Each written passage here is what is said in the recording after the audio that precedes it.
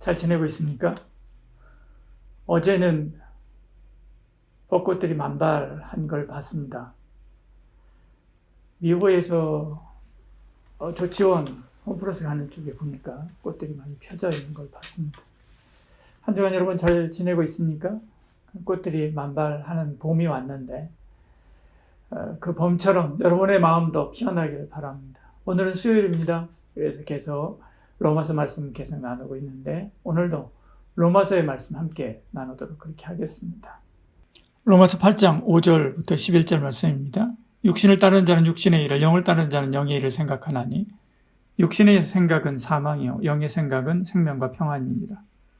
육신의 생각은 하나님과 원수가 되나니 이는 하나님의 법에 굴복하지 아니할 뿐 아니라 할 수도 없습니다.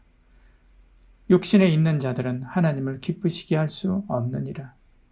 만일 너희 속에 하나님의 영이 거하시면 너희가 육신에 있지 아니하고 영에 있나니 누구든지 그리스도의 영이 없으면 그리스도의 사람이 아니라. 또 그리스도께서 너희 안에 계시면 몸은 죄로 말미암아 죽은 것이나 영은 의로 말미암아 살아있는 것이니라. 예수를 죽은 자 가운데 살리신 이의 영이 너희 안에 거하시면 그리스도 예수를 죽은 자 가운데 살리신 이가 너희 안에 거하시는 그 영으로 말미암아 너희 죽을 몸도 살리시리라. 아멘. 이 사진은 카이스트 배상민 교수, 산업디자인학과 배상민 교수의 사진입니다. 그가 새롭게 하소서라고 하는 CBS 프로그램에서 나와서 간증했는데 그 간증에 대한 짧은 클립 영상이 있습니다. 잠깐 보고 함께 말씀 나누겠습니다. 세상을 정의하고 바라보는 눈이 세 가지 정도가 있는데 첫 번째가 뇌로 보는 겁니다. 뇌안. 우리가 사과를 하나를 보고 그 뇌안으로 보게 되면 아 요거 맛있겠네, 입에 침이 고이죠? 그게 뇌안이에요. 이성적으로 판단해. 이게 어떻게 해서 익었고 어떻게 해서 아름답고 뭐 이런 거 보는 거죠. 그 위에 단계가 있어요. 그 위에 단계가 심안으로 보는 거예요. 심안. 마음으로 보는 거죠. 그런 것도 이제 시인들이죠. 한떨기 국화꽃을 피우기 이거죠. 봄부터 소축생 울었나 보다 이런 식으로 나오는 거고. 최고의 레벨이 있습니다. 그게 뭐냐면 영안이에요. 그 위가 영안이에요. 이 얘기는 크리스찬들은 무슨 말인지 아실 거예요. 그렇죠. 제가 지금 수도 없이 상을 많이 받고 수도 없이 아이디어를 내서 성공을 하고 이 모든 아이디어는요 주님이 주신 아이디어예요. 네.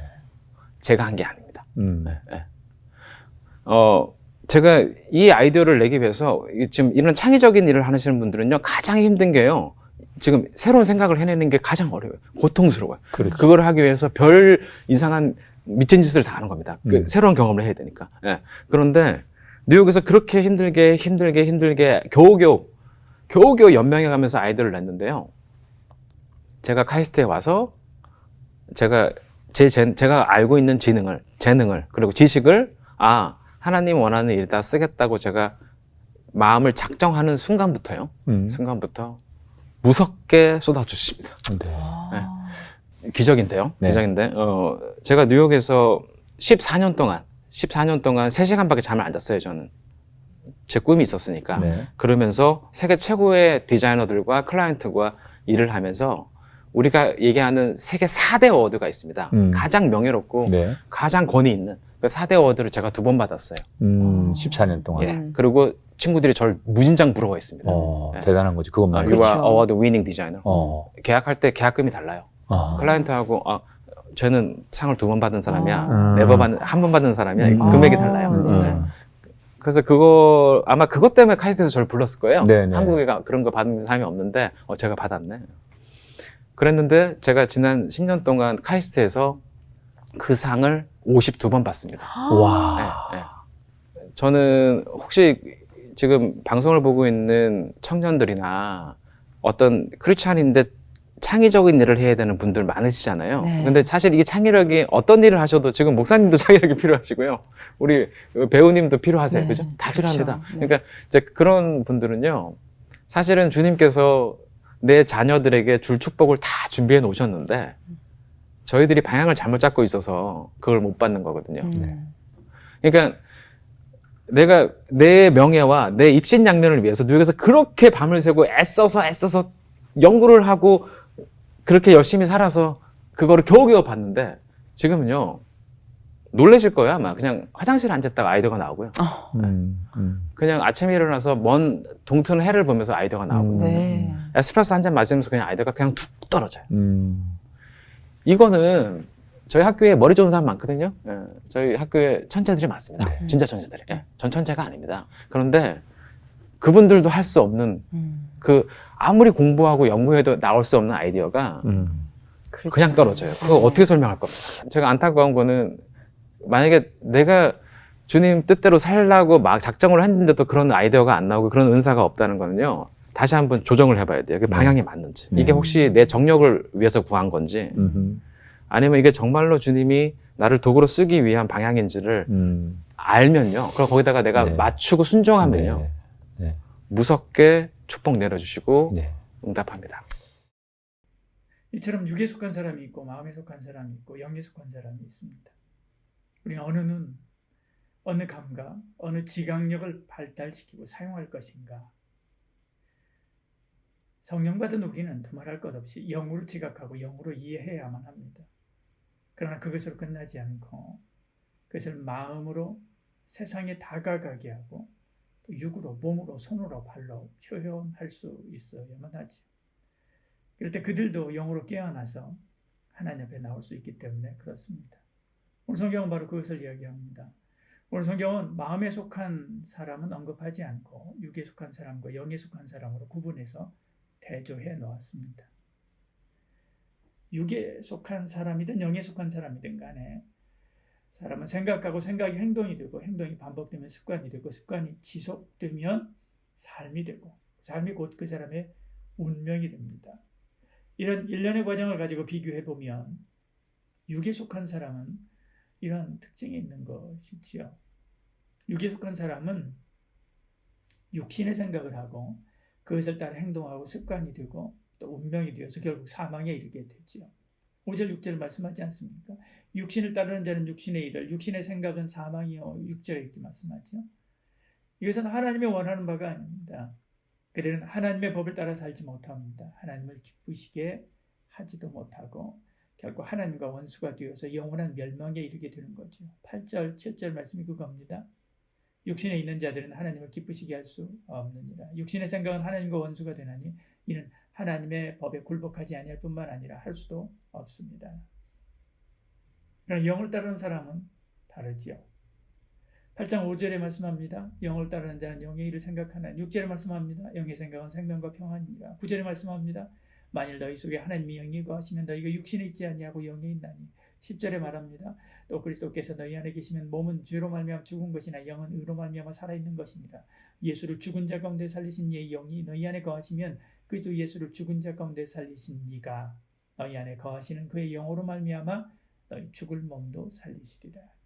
영을 따르는 자는 영의 일을 생각하고 영의 일을 하며 하나님께서 기뻐하신 뜻을 따라 살아감으로 평안과 생명을 누리게 되는 것이지요.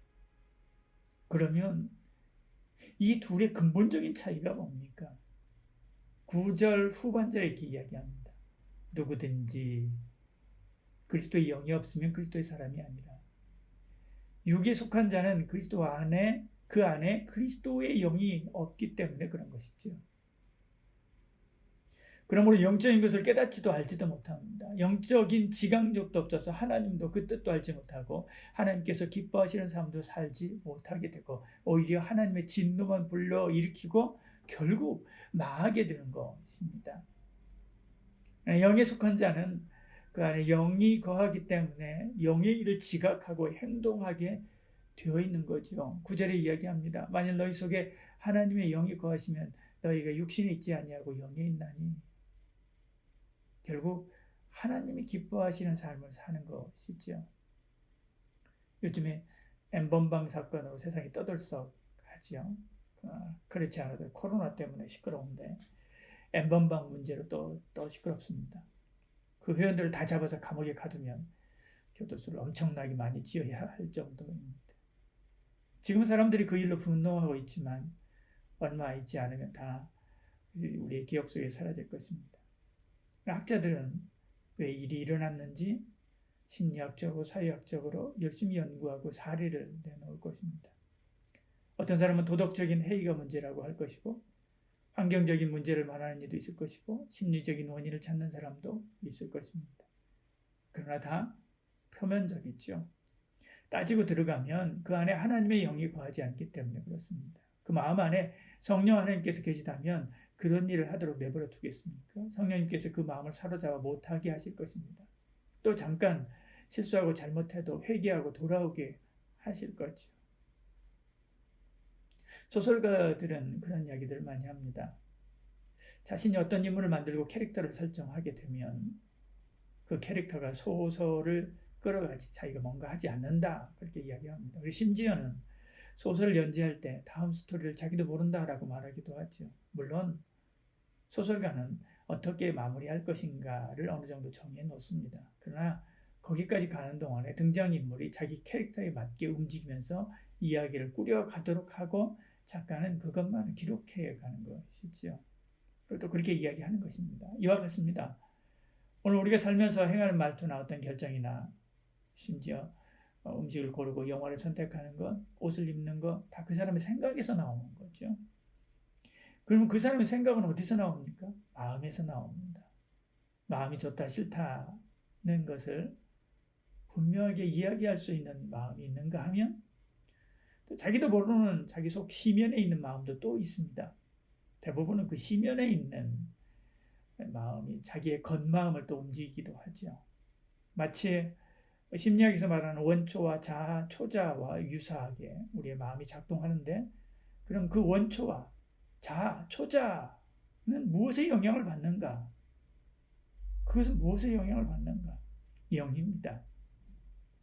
어떤 영의 지배를 받느냐에 따라 달라지는 것이죠. 그래서 5절에 분명히 이야기하는 것입니다. 육신을 따르는 자는 육신의 일을, 영을 따르는 자는 영의 일을 생각하나니. 그러므로 당연히 생각도 생활 양식도 삶의 태도도 결과도 달라지는 것이죠. 여러분, 내 인생이 너무 싫다. 그래서 바꾸고 싶다. 이렇게 생각하는 분 있습니까? 이사를 하고 직장을 바꾸고 인테리어를 바꾸고 만나는 사람을 바꾸고 심지어 이민을 해서 다른 민족 가운데 섞여 살아도 사실 소용없습니다. 결국 원위치입니다. 왜요? 그 속이 변하지 않기 때문에 그런 거지요. 가장 근본적인 속사람이 성령이 붙들려야만 합니다. 그 사실을 사단 마귀도 잘 압니다. 그래서 내 마음은 전쟁터입니다. 성령과 사단 마귀가 쟁탈전을 벌이는 전쟁터지요. 사실은요. 나만 모르는 전쟁터입니다. 내 속에 오늘도 내일도 생사를 갈리는 성령과 사단 마귀의 어떤 그런 나의 생사를 가르는 그런 전쟁이 벌어지고 있는데 나만 몰라요. 태평합니다. 갈라디아서 5장 17절에 말씀합니다. 육체의 소욕은 성령을 거스르고 성령은 육체를 거스리나니 이 둘이 서로 대적함으로 너희가 원하는 것을 하지 못하게 하려 함이니라. 내 안에서 이렇게 싸우는 겁니다. 육체의 소욕과 성령의 소욕이 이렇게 서로 대적하고 싸우고 그러면서 우리를 하나님이 기뻐하는 삶으로 바꿔놓으려고 성령께서 우리 안에서 무지하게 애를 쓰시는 거예요. 그리스도 예수를 믿습니까? 성령님을 의지하십시오. 성령님을 따르십시오. 성령의 생각을 하고 성령의 말을 하고 성령의 뜻을 쫓아 살면 성령의 능력도 나타나고 성령의 복도, 성령의 기쁨과 희락도 나타나게 됩니다. 그런 사람을 뭐라고 이야기합니까? 그리스도인이라고 이야기하죠. 9절이 말씀하는 게 그겁니다. 만일 너희 속에 하나님의 영이 거하시면 너희가 육신에 있지 아니하고 영에 있나니 누구든지 그리스도의 영이 없으면 그리스도의 사람이 아니다. 그리스도의 영이 있으니까 그리스도의 사람이에요. 그리스도의 영을 따라 사는 사람은 그리스도의 사람입니다. 그리스도인입니다. 그 그리스도인으로 사는 것이 우리가 사는 길이지요. 10절에 이야기합니다. 그리스도께서 너희 안에 계시면 몸은 죄로 말미암아 죽은 것이나 영은 의로 말미암아 살아있는 것이니 우리 영혼이 그래서 사는 거예요. 죽을 몸도 살고 망한 인생도 다시 일어나며 모두가 포기한 불무지에서도 생명의 역사를 이룰 수 있는 것이죠. 11절에 말씀합니다. 예수를 죽은 자 가운데 살리신 이의 영이 너희 안에 거하시면 그리스도를 죽은 자 가운데 살리신 이가 너희 안에 거하시는 그 영으로 말미암아 너희 죽을 몸도 살리시리라. 이런 저와 여러분들을 축복합니다. 서두에서 우리가 이야기했었던 그 배상민 교수의 그 이야기처럼 우리 영에 속한 사람이 되어서 영적인 지각력을 가지고 하나님을 기쁘시게 하고 그리고 그런 영적인 영향을 받아서 우리의 마음과 우리의 생각을 바꾸고 또 우리의 삶을 바꿔감으로 이 배상민 교수가 받은 놀라운 축복과 은혜를 누리는 것처럼 저와 여러분도 그런 은혜를 누리는 그런 복이 있기를 축복합니다. 여러분 한 주간도 또 남은 주간들 주 안에서 성령의 이끌림 받으어서 승리한 삶을 살아가고 또 하나님이 기뻐하는 그런 의의 일들을 이루어가는 그런 복이 있기를 축복합니다.